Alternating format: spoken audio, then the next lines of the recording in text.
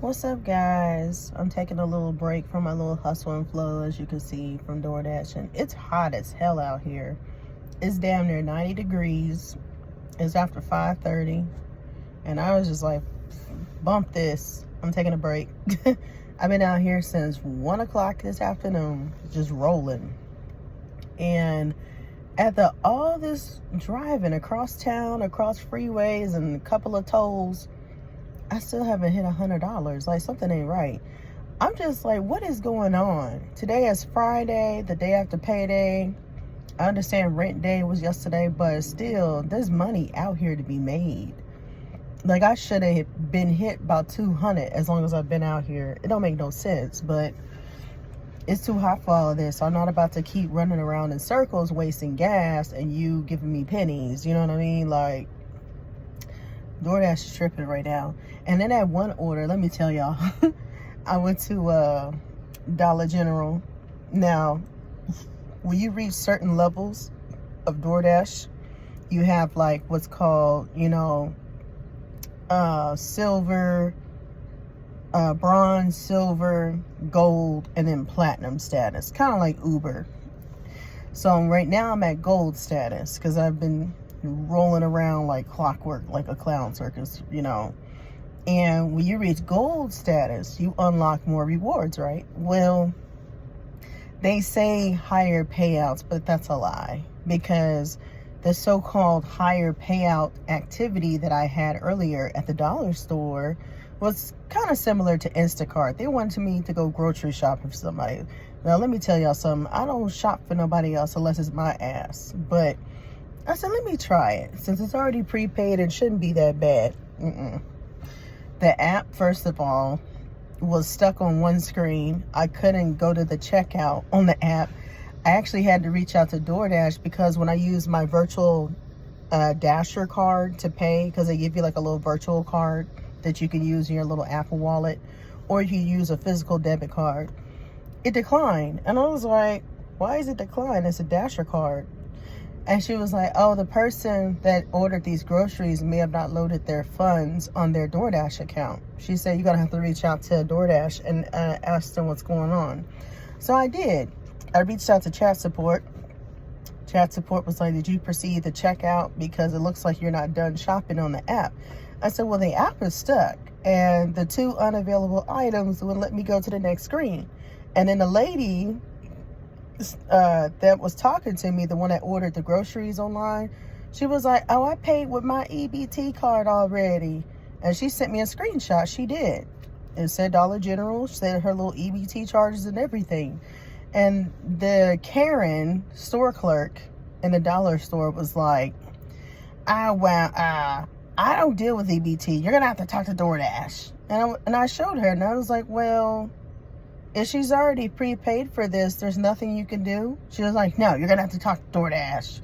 I was like, all right, Karen, you ain't got to have an attitude with me. It's not my fault you working at the dollar store. It's your fault. You like damn near 60 plus something years old. Look like you smoke fucking Newport 100s every damn day. It's not my problem. But anyway, DoorDash was like, okay, well, since her stuff declined or whatever, and you're having issues, you can go ahead and get unassigned, and we'll compensate you for half the pay since you attempted to do this transaction. Because then they're going to ask me, can you afford to pay it with your debit card? I said, I ain't paying shit with my card. Even if I had the funds, I'm not paying this. And I was just like, no, this is not how this works. If your little DoorDash red card don't work, that's not my problem. That's y'all's problem. I was just like, you ain't getting no real funds from me. Shit, you better use your own damn virtual funds. They got me all the way messed up, talking about, can you pay out of pocket, we'll reimburse you. I was like, nah, I'm not paying shit out of pocket. Especially if I see she's already paid through EBT, like, nah. But yeah, that's the only janky part I learned, is that certain orders will throw you off. They'll have like retail orders. Sometimes it's not even a grocery store. Sometimes it could be like the car shop. I've been to a dealership where I had to pick up car parts before, but they were already pre-ordered. I didn't have to worry about this stupid ass Dasher card crap that was only because I was at the dollar store. You actually had to physically shop. And I'm not doing that shit no more. I was like, nope, no more shopping. I don't care how big the order is. I'm not going to get a basket full of bullshit. And the groceries were a joke. She only ordered like maybe 10 items. She ordered like a jar of pickles, some chips, some candy. It was some crackhead activities. I said, this gotta be a crackhead ordering all this sugar and shit. Because who just orders candy like Laffy Taffy and Jolly Ranchers and pickles and hot Cheetos and hot fries and Pringles, and they right down the street from the damn store? They was only 5 minutes away. I'm assuming maybe this was a person who didn't have reliable transportation. It does happen. Some people don't have cars. Some people have bikes. I see crackheads on bikes all the time around here in the hot sun. I think that might have been the situation. But yeah, I don't like shopping for other people. That's all I got to say. I don't like it. Unless it's my black ass, I'm not shopping for nobody else. And it's too hot to be rolling around trying to shop for somebody. Like, I'm not doing this. No. That shit better be pre-ordered. That's why I like doing the restaurants, because it's quick, fast, in a hurry. Like, I knocked out within like the last 4 or 5 hours, probably about 5 to 6 orders. I knocked out a lot of orders. I did. Like, I was just going back to back, just hitting them up.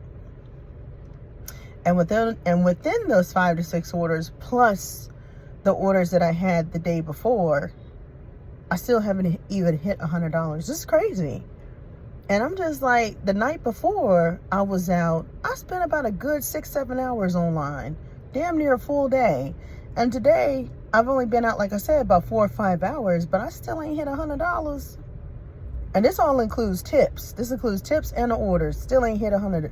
Like, I'm at $95 right now. And I was just like, I'm damn near on half a tank of gas. I'm not about to eat up my gas, and y'all keep continuing to pay me pennies.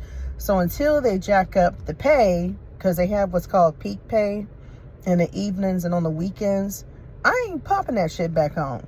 Until I see peak pay to where I see I can get about 17 or more an hour, then I'll pop this sucker back on. But when they put that bullshit of 13, 14 an hour plus tips, that means that each order you're going to get is at least $5 to $10 or less. Unless it's a bundle. That's like the only time you might see a lot of money. When there's like a bundle, that's multiple orders at once. So like, say for example, I stop at Taco Bell or I stop at Popeyes. 2 different people, 2 different orders, but the same restaurant. That's double the money right there. You just made about $15 or $20 on that one order because you had a bundle. But if it's not a bundle and it's a single order, yeah, you're gonna make like $10 or less. And that's if they include a tip, because half the time these motherfuckers don't be tipping. They're stingy.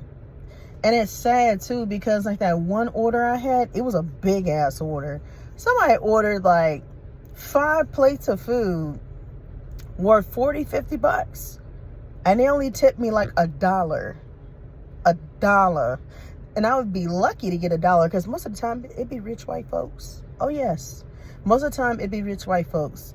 But most of the time, if it's college kids like by VCU downtown, or if it's over by like the other side of the district, like the west side, they tip pretty nice. Like the suburb areas, they're pretty decent on tips. It be them hood spots I can't stand.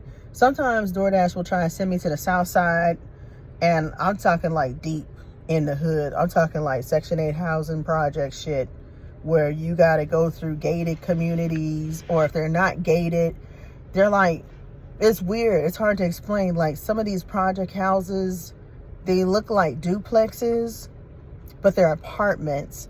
And some of them have the door on the outside where you could just easily walk up and drop off the order.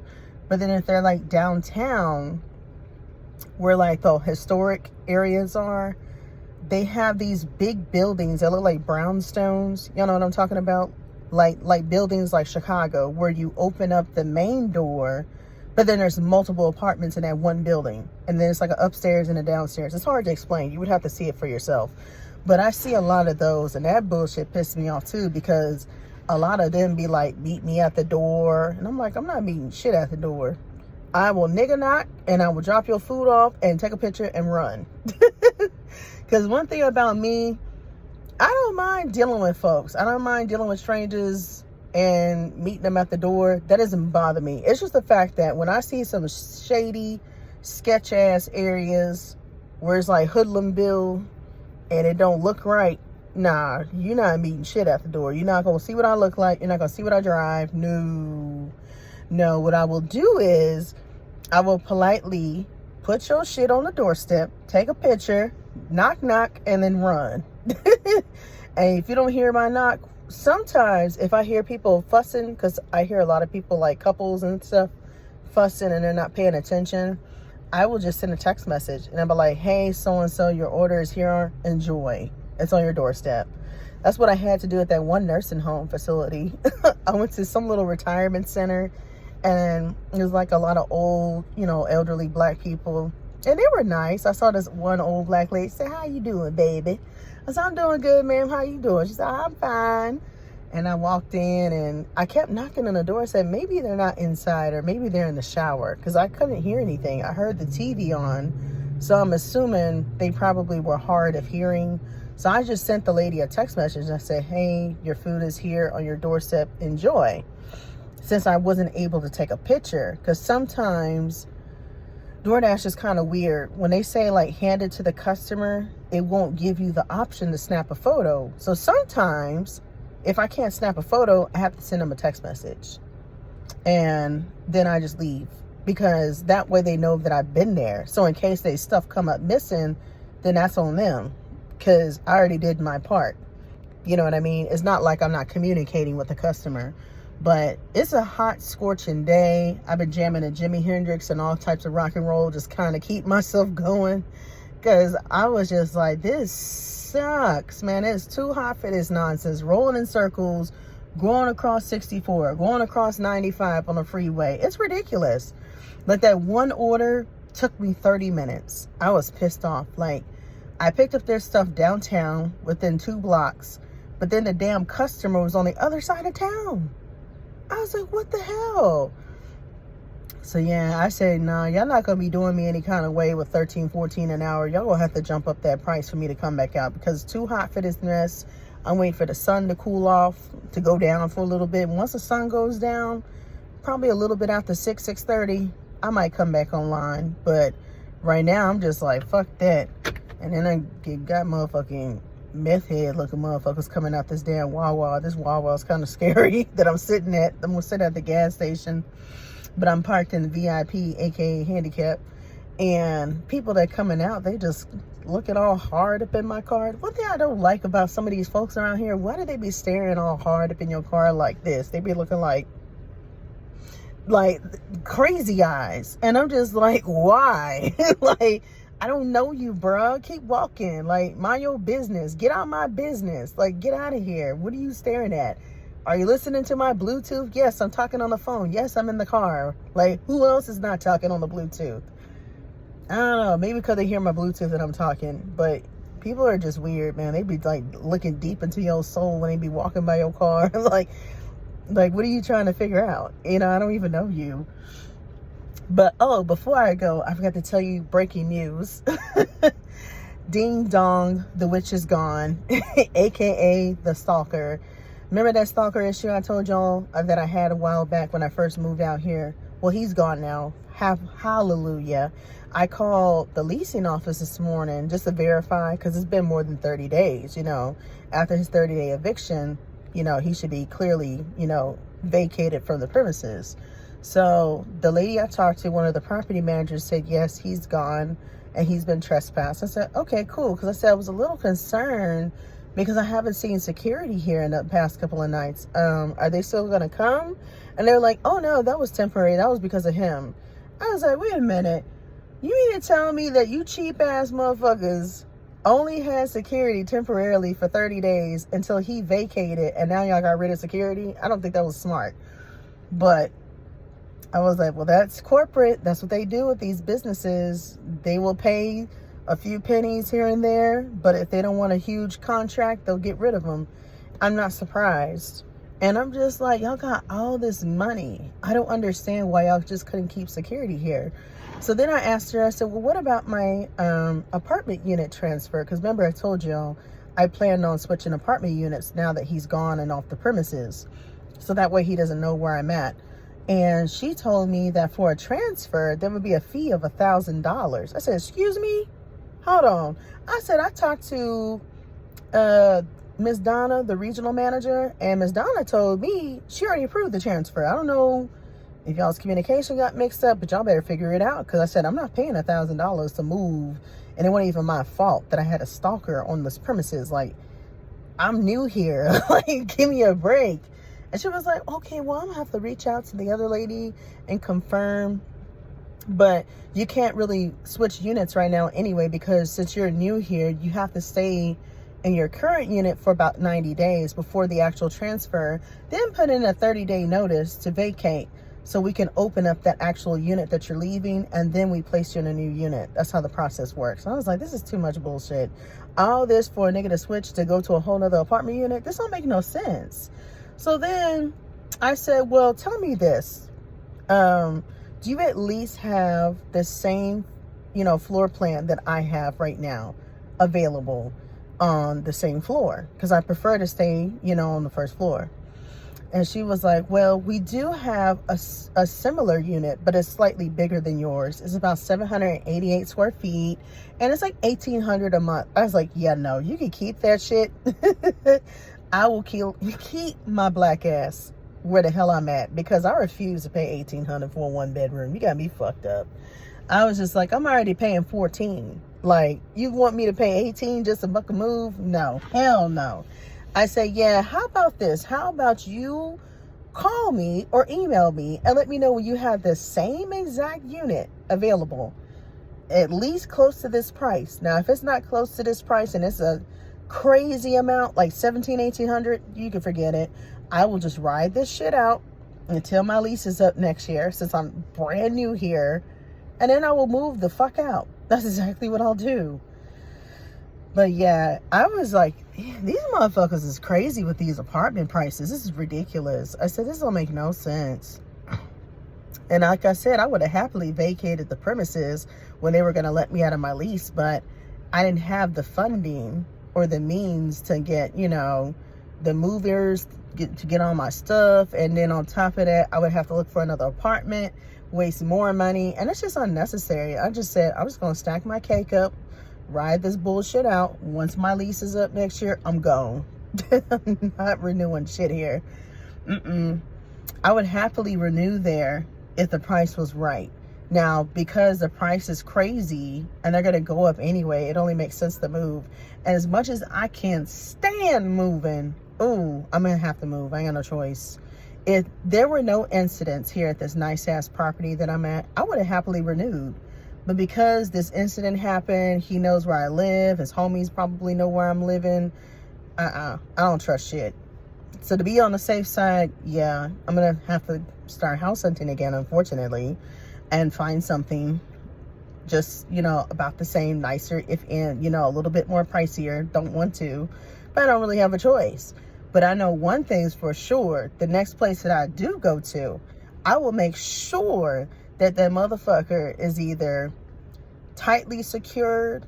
And when I mean tightly secured, I'm not talking about fancy key fobs and gated entries. I'm talking about where you got 1 million cameras everywhere, including the hallways where the residents are.